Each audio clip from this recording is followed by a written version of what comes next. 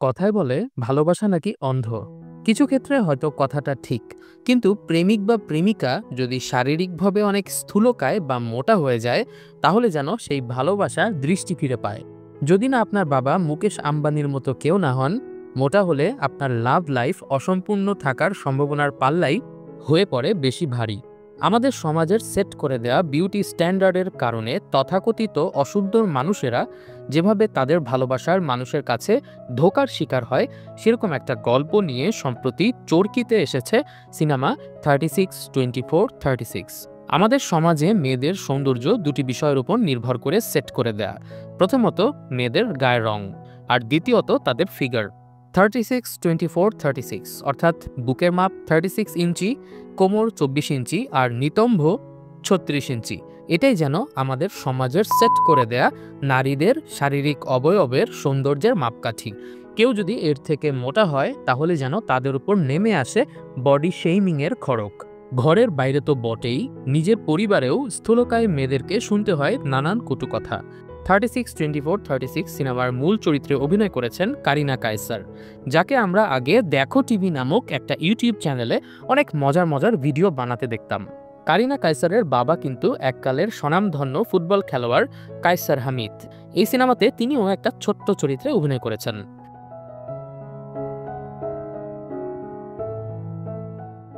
কারিনা কায়সারের এই সিনেমার চরিত্রটির নাম হলো সায়রা। দেখতে স্থূলকায়, কিন্তু ভেতরটা প্রতিভায় ভরা। একটা ইভেন্ট ম্যানেজমেন্ট কোম্পানিতে চাকরি করেন তিনি, আর ফেসবুকে নিজের একটা ক্রাফটসের বানানো পেজ খুলে অনলাইনে টুকিটাকি ব্যবসা করার চেষ্টাও করে সে। ইভেন্ট ম্যানেজমেন্টে সে ভীষণ দক্ষ। তার মাথা থেকে যেমন দারুণ সব আইডিয়া বের হয়, তেমনি বিভিন্ন প্রজাতির ক্লায়েন্ট হ্যান্ডেল করার কাজে সায়রার জুড়ি মেলা ভার। এই যেমন সেদিনও লেহেঙ্গা পছন্দ না হওয়ায় এক বিয়ে বাড়ির কন্যা যখন 2 ঘন্টা ধরে দরজা বন্ধ করে কাঁদছিল, সায়রা তখন তাকে ফটোগ্রাফার চলে যাবার ভয় দেখিয়ে মুহূর্তের ভেতরেই রুম থেকে বের করে নিয়ে আসে। সে নিজের ক্লায়েন্টদের খুব ভালোভাবে রিড করতে পারত। সায়রার মেধার ব্যাপারে তো বলা হলো, এবার তার বাহ্যিক গঠনের দিকে তাকানো যাক। বয়স 26, উচ্চতা 5 ফিট 9 আর ওজন 120 কেজি। ছোটবেলা থেকেই মোটা হবার কারণে তাকে নানান কথা শুনতে হয়েছে।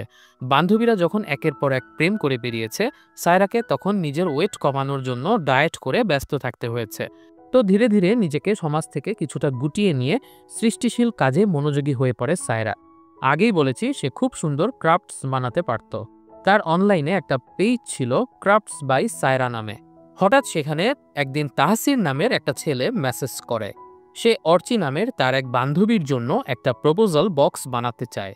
মেয়েটাকে সে সেই প্রপোজাল বক্সটা দিয়ে প্রপোজ করবে, কাজেই নিজে ফোন করে সায়রাকে বুঝিয়ে দেয় কিভাবে জিনিসটা বানাতে হবে। অর্ডার করার 2 দিন পর তাহসির আবার ফোন করে সেটার আপডেট জানতে চায়। সে সময় সায়রা অবশ্য আরেকটা প্রোগ্রামের জন্য ফুল কিনতে শাহবাগে এসেছিল। বারবার ফোন করাতে তাহসিরকে একটু ঝাড়িয়ে দেয় সে।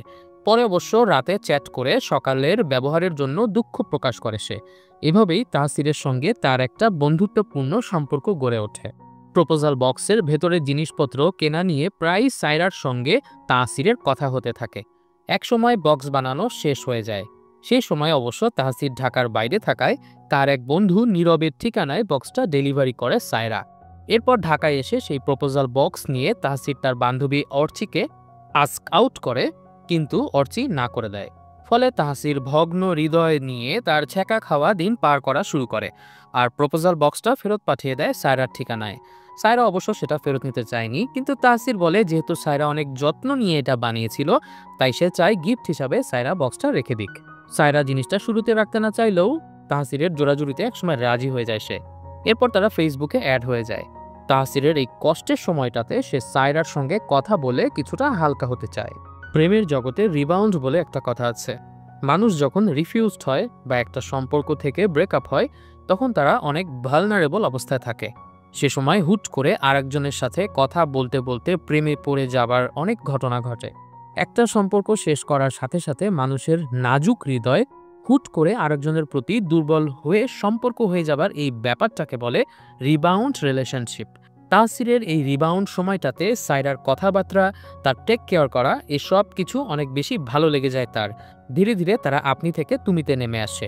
সায়রা অবশ্য চাচ্ছিল সম্পর্কটা বন্ধুত্বেই সীমাবদ্ধ রাখতে, কিন্তু তাহসির ধীরে ধীরে ডেসপারেট হয়ে পড়ে। সায়রায়ের কোনো ছবি বা ভিডিও সোশ্যাল মিডিয়াতে ছিল না। ফেসবুকের প্রোফাইল পিকচারেও সে দিয়ে রেখেছিল একটা প্রজাপতি।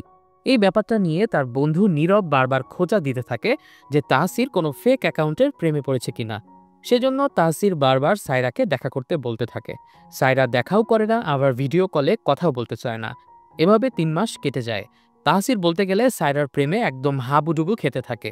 সামনের সপ্তাহে ছিল তাহসিরের জন্মদিন, তাই সে খুব করে চাইছিল সায়রার সঙ্গে দেখা করে তার জন্মদিনটাকে স্পেশাল করে রাখতে। কিন্তু ওই যে ছোটবেলা থেকে মোটা বলে বন্ধু বান্ধব আত্মীয় স্বজন সবার কাছ থেকে নেগেটিভিটি পেয়ে আসা সায়রা খুব ভয় পাচ্ছিল যে তাহসিরও হয়তো তাকে দেখার পর এই ভালোবাসাটা আর থাকবে না, এই সম্পর্কের বাবলটা নষ্ট হয়ে যাবে। তারপরও তাহসিরের কান্নাকাটি দেখে সায়রা অবশেষে রাজি হয়। তবে সবকিছু নিয়ে অনেক বেশি টেনশন করতে থাকে সায়রা। এটা নিয়ে অবশ্য তার বান্ধবী তামান্না তাকে বুঝ দিতে থাকে। যেহেতু ছেলেটা ফোনে কথা বলতে বলতে সায়রার উপর অনেক ডিপেন্ডেন্ট হয়ে পড়েছে, তাই চেহারা দেখে খুব একটা পরিবর্তন হবার কথা না। তাহসিরের জন্মদিনের দিন তার সঙ্গে সায়রার দেখা হয়। সায়রা একটা রেস্টুরেন্টে তাহসিরের জন্য গিফটস, ফ্লাওয়ার্স এবং নিজ হাতে বানানো একটা কেক নিয়ে যায়। সায়রা যেমনটা ভয় পেয়েছিল বাস্তবে তেমনটা হয় না। তাহসির তার সঙ্গে খুবই ভালো ব্যবহার করতে থাকে, তাকে নিয়ে জন্মদিন সেলিব্রেট করে এবং তাকে খুবই স্পেশাল ফিল করায়।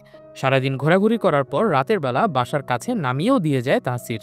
সায়রা সেদিন খুব খুশি ছিল, কারণ সারা জীবনে সে সবার কাছে অনেকটা অদৃশ্য হবার চেষ্টা করত, যাকে কেউ তাকে দেখে তার মোটা শরীর নিয়ে কোনো কমেন্ট করতে না পারে। জীবনের প্রথম তাহসির তার বাইরের দিকটা না দেখে তাকে খুবই স্পেশাল ফিল করিয়েছিল। সায়রা যাবার আগেও তাহসিরকে একটা গিফট দেয়। সেই রাতে সায়রা খুবই খুশি ছিল। তবে সারাদিন ঘোরাঘুরি করে সে অনেক টায়ার্ড থাকায় রাতে তাড়াতাড়ি ঘুমিয়ে পড়েছিল। তবে ঘুমানোর আগে একবার তাহসিরকে ফোন দিলেও সে কল রিসিভ করে না। পরদিন সকালে উঠে সায়রা দেখে তাহসির কোনো মেসেজও দেয়নি, আবার কোনো কলও করেনি। সায়রা বেশ অবাক হয়ে যায়।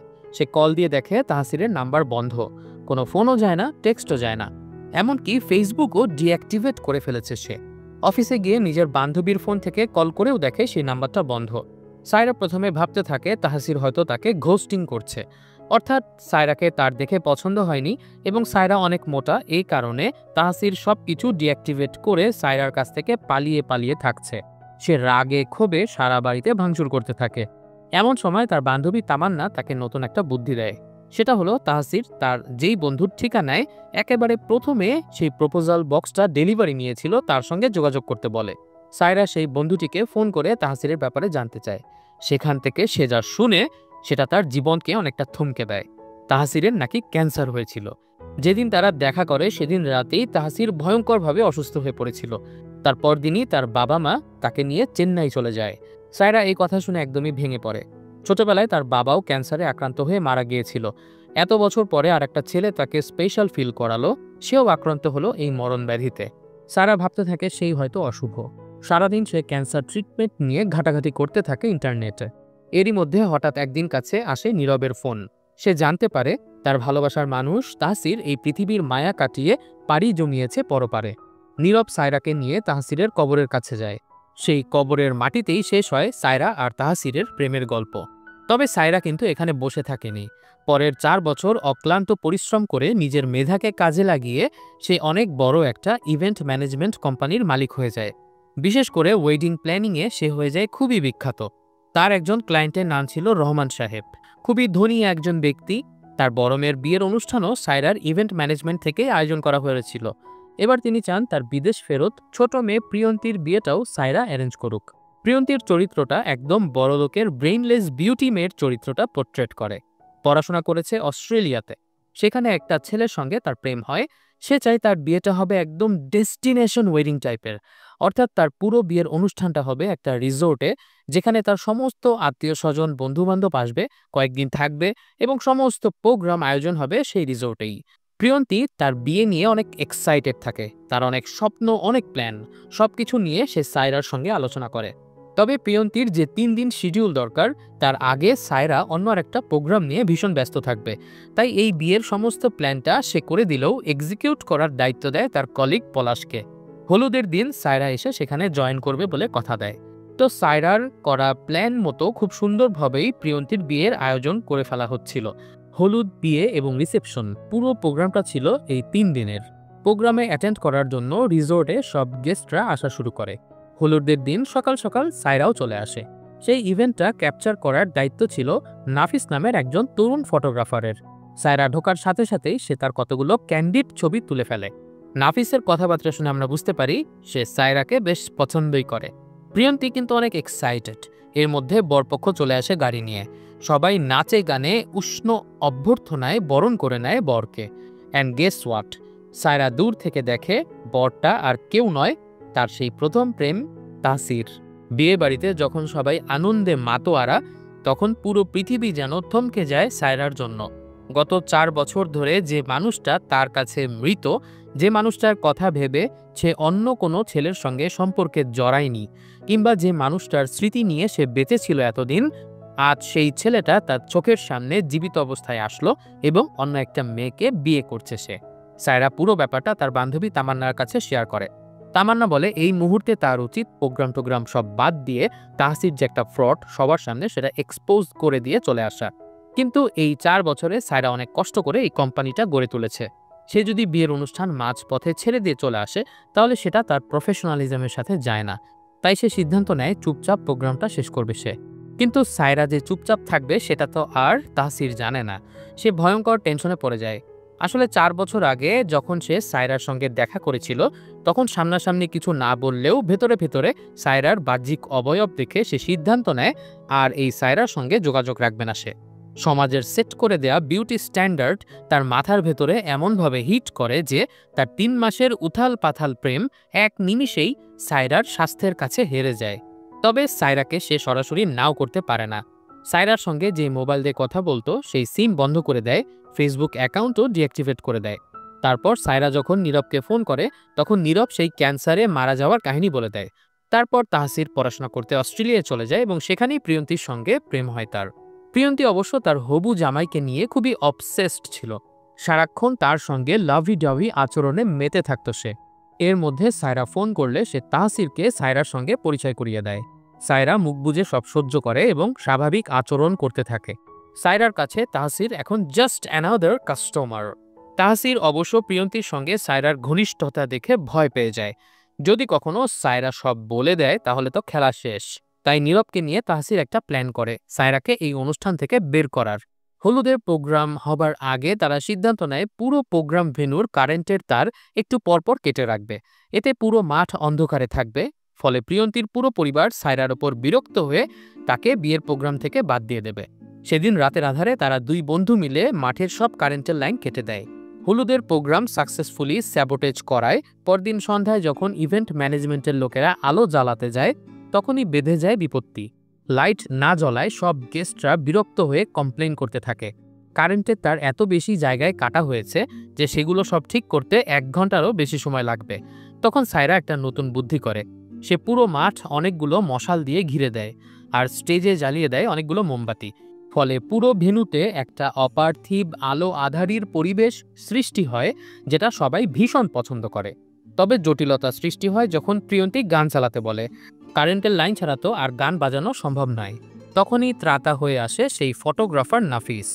আলো আঁধারি পরিবেশের মাঝে গিটার হাতে গান গেয়ে সে পুরো পরিবেশ একদম জমিয়ে দেয়। সায়রা প্রোগ্রাম শেষে নাফিসকে ধন্যবাদ দেয় তাকে সেভ করার জন্য। নাফিস গান গাইতে গাইতেই অবশ্য কারেন্ট চলে আসে এবং তারপর হলুদটা জম্পেশভাবে শেষ হয়। হলুদের রাতে তাহসির এবং তার বন্ধুরা মদ খেয়ে ড্রাঙ্ক হয়ে যায়। তখন পলাশ ওয়েডিং ভিডিওর জন্য ক্লিপ নিচ্ছিল। সেই সময় নীরব ড্রাঙ্ক অবস্থায় ক্যামেরার সামনে সব বলে দেয়। সে বলে ছোটবেলা থেকে তাহসিরকে সব মেয়ে ঘটিত সমস্যা থেকে বাঁচিয়েছে সে যদি না থাকতো তাহলে আজ তাকে বিয়ে করতে হতো ওই মোটকা ওয়েডিং প্ল্যানার সায়রাকে। কথাটা শুনে পলাশ এবং অন্য সবাই শকড হয়ে যায়। এই ভিডিও রাতে পলাশ তাদের গ্রুপে দিয়ে দেয়। এসব দেখে অন্য সবার সঙ্গে নাফিসও রেগে যায়। সবাই বলতে থাকে সায়রার উচিত সেলফ রেসপেক্ট দেখিয়ে হলেও এই প্রোগ্রাম থেকে বের হয়ে যাওয়া এবং তাহসিরের মুখোশ খুলে দেয়া। সায়রাও অবশ্য এই ভিডিও দেখার পর আর শান্ত থাকতে পারে না। কাঁদতে কাঁদতে সে প্রোগ্রাম ছেড়ে চলে যায়। বাসায় গিয়ে সব ভাঙচুর করতে থাকে। তবে এবার সে তাহসিরকে একটা শিক্ষা দেওয়ার প্ল্যান করে। পরদিন সে সেই প্রপোজাল বক্সটা, যেটা সে 4 বছর আগে তাহসিরের জন্য বানিয়েছিল, সেটা তাহসিরের রুমে পাঠিয়ে দেয়। সাথে দেয় একটা কাফনের কাপড় আর ফোনে পাঠিয়ে দেয় গত রাতের ভিডিও। তাহসির যখন দেখে নীরব গত রাতে ড্রাঙ্ক হয়ে এ সমস্ত কথা বলেছে তখন সে ভীষণ ভয় পেয়ে যায়। নীরবের পরামর্শে সায়রাকে তখনই সে ফোন করে এবং মাফ চায়। তবে সায়রা তাকে বিয়ের জামা ছেড়ে কাফনের কাপড় পরে রেডি থাকতে বলে এবং জানায় এবার যা হবে সবার সামনেই হবে। প্রিয়ন্তী অবশ্যই এসবের কিছুই জানত না। গত রাতে তাহসিরের মদ খাওয়াতে তাই সে একটু রাগ দেখায় তার সঙ্গে। তাহসিরের ভয় আরও বাড়তে থাকে। সামান্য মদ খাওয়াতেই এত রাগ যদি হয় তার, তাহলে সে যখন জানতে পারবে যে তাহসির সায়রার সঙ্গে কি করেছে, তাহলে তো অবস্থা খারাপ হয়ে যাবে। বিয়ের দিন সায়রা আবার চলে আসে সেখানে। সুযোগ বুঝে তাহসির সামনাসামনি সায়রার কাছে করজোরে ক্ষমা চায়, কিন্তু সায়রা কোনো পাত্তা দেয় না। দেখতে দেখতে বিয়ে প্রোগ্রাম শুরু হয়ে যায়। প্রোগ্রাম শুরু হবার আগে প্রিয়ন্তী এবং তাহসিরের প্রেম নিয়ে বানানো ওয়েডিং ভিডিওটা ছেড়ে দেয় সায়রা। Secrets and mystery. তাহসিরের তো ভয়ে আত্মা খাঁচা ছাড়া অবস্থা। এর মধ্যে স্লাইড শোতে গত রাতের নীরবের ড্রাঙ্ক অবস্থায় বলা কথাগুলোর ভিডিও চলে আসে, কিন্তু তাহসির অবাক হয়ে দেখে সেখানে ওই অংশটুকু কেটে দিয়েছে সায়রা। অর্থাৎ সুযোগ থাকা সত্ত্বেও সে তাহসিরকে সবার সামনে অপদস্থ করল না। তো ব্যাপক উদ্দীপনার মধ্য দিয়ে অনুষ্ঠান শুরু হলো।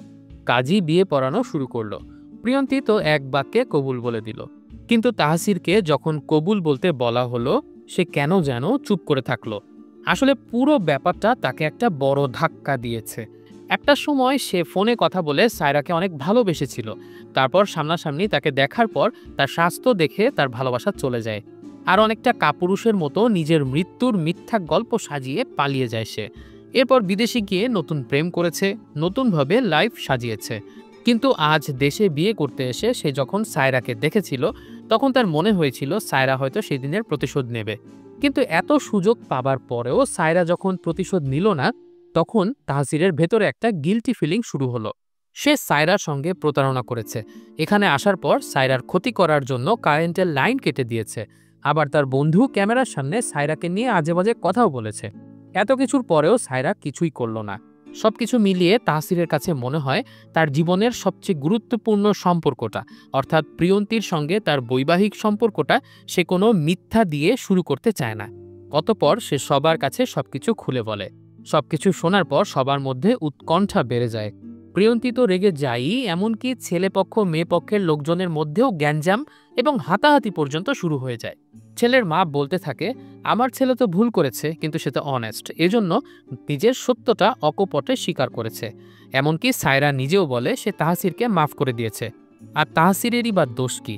আসলে আমাদের সমাজ নারীদের সৌন্দর্যের যে মাপকাঠি ঠিক করে দিয়েছে, তা ছেলেদের মাথাতেও গেঁথে আছে।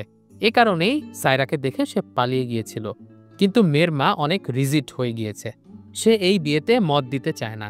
আবার প্রিয়ন্তীও বলে সেদিন সায়রাকে দেখে ভালো লাগেনি বলে তাহসির চলে গিয়েছিল। আজকে সে দেখতে ভালো, আজকে তার ফিগারও ভালো, কিন্তু কয়েক বছর পর সে যে দেখতে খারাপ হয়ে যাবে না বা তার ওজন বেড়ে যাবে না, সেটার গ্যারান্টি কি? আর তখন তাহসির যে তাকে ছেড়ে চলে যাবে না, সেটাই বা কে বলবে? অর্থাৎ সেও বিয়ের ব্যাপারে নেগেটিভ হয়ে পড়ে। তবে তাহসির তখন প্রিয়ন্তীকে বোঝানোর চেষ্টা করে। সায়রার সঙ্গে যখন তার সম্পর্ক হয়েছিল, তখন তার বয়স ছিল অনেক কম, এত কিছু সে বুঝতো না। কনসিকুয়েন্স চিন্তা না করে প্যানিক করে সায়রার কাছ থেকে পালানোর জন্য উল্টাপাল্টা ডিসিশন নিয়েছিল। সে প্রমিস করে কখনো প্রিয়ন্তীকে ছেড়ে যাবে না। এভাবে কিছুক্ষণ বোঝানোর পর প্রিয়ন্তী রাজি হয়। সায়রাও পুরো ব্যাপারটাতে মনে মনে খুশি হয়, কারণ সে জানতো তাহসির এবার আসলেও মন থেকে সরি বলেছে। He actually mean it this time. এই 4 বছর সায়রা অন্য কোনো ছেলের সঙ্গে সম্পর্কে জড়ায়নি, শুধুমাত্র তাহসিরের স্মৃতির কথা ভেবে। এখন যেহেতু সবকিছু সে জেনেই গেল, তাই সে ঠিক করলো জীবনটাকে নতুন একটা চান্স দেবে। সেই ফটোগ্রাফার অর্থাৎ নাফিস, যে সায়রাকে অনেক পছন্দ করত, তার সঙ্গে দেখা করতে যায় সায়রা। আর সেখান থেকে শুরু হয় তাদের ভালোবাসার নতুন একটা অধ্যায়। সিনেমাটা শেষ হয়, কিন্তু এর রেশ থেকে যায়। এই গল্পটি যেন প্রতিটি স্থূলকায় মানুষের জীবনের গল্প। নিজের শরীরের ওজনের সঙ্গে ভালোবাসা যেন হয়ে পড়ে ব্যস্তানুপাতিক। সমাজের সেট করে দেয়া সেই 36-24-36 ফিগারের জন্য অবসেসড হয়ে পড়ি আমরা। বেলার পর বেলা না খেয়ে থেকে নিজের পছন্দের খাবারগুলোকে জলাঞ্জলি দিয়ে আমরা খুঁজতে থাকি জিরো ফিগার হবার পথ। যে ভালোবাসা পাবার জন্য আপনি টেবিলে এক টুকরো এক্সট্রা গোশত খেতে পারবেন না, কিংবা প্রচণ্ড গরমে বরফ দেয়া কোল্ড ড্রিঙ্কসের গ্লাসে কয়েকটি চুমুক দিতে পারবেন না, ওজন বেড়ে গেলে প্রেমিক বা প্রেমিকা চলে যাবে সেই ভয়ে, জীবনে সেই ভালোবাসার কি আদৌ প্রয়োজন আছে? একদিন সবারই বয়স হবে, মুখে দাগ আসবে, চুল একটা একটা করে পাকা শুরু করবে, চামড়া ঝুলে যাবে, ওজন বেড়ে যাবে। তখন হাত ধরে পাশে বসে কেউ যদি বলে, আমার এখনও দিবস কাটে বিবশ হয়ে তোমায় ভেবে ভেবে, তাহলেই না জীবন সার্থক। সেই কোকাকোলার বোতলের মতো ফিগার দিয়ে কি হবে যদি জীবনের মুহূর্তগুলো ভালোবাসার সাগরে উপভোগ নাই বা করা যায়। তো প্রিয় দর্শক, আজকের সিনেমা এক্সপ্লেনেশন ভিডিও এখানেই শেষ করছি। আপনাদের কাছে মানুষের সৌন্দর্যের সংজ্ঞা জানতে চাই। কমেন্ট করে জানান আপনাদের কাছে সৌন্দর্য মানে কি। আজকের মতো চলে যাচ্ছি।